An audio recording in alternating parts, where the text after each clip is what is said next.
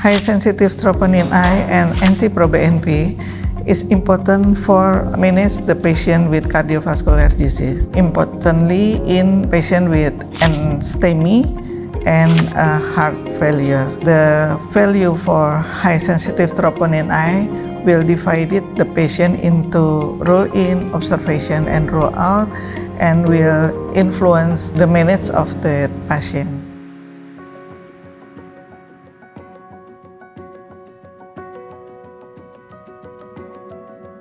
I'm Dr. Rina Sidarta.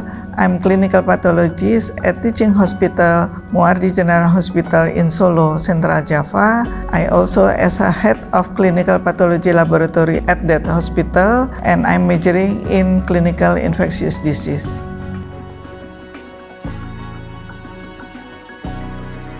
High sensitive troponin I and NT-proBNP is important for manage the patient with cardiovascular disease. According to the ASC guideline to 2023, they recommended high sensitive troponin I for rule in and rule out patient with STEMI. The cutoff use depend on each hospital and its method used in that hospital. And that guideline also recommended NT-proBNP for their heart failure with the cutoff of 125 picogram per liter. Importantly, in patient with STEMI and heart failure. The value for high sensitive troponin I will divide the patient into rule in, observation, and rule out, and will influence the management of the patient.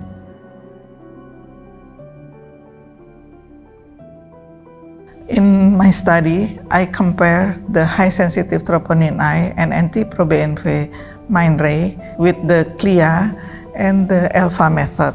The correlation between the two methods, CLIA and ELVA, is very good, with the correlation 0.96 and 0.98, almost 1.0. So the correlation is very, very good between the two methods. And the CV for the highest troponin I and NT-proBNP is very good. The CV for the two method is below the CV max allowed, and the bias from these two methods also is very good for the two method too.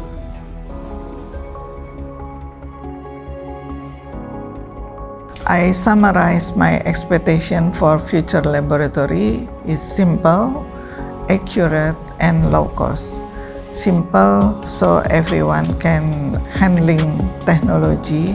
Accurate technology have to give accurate result, can differentiate between healthy and sick patient.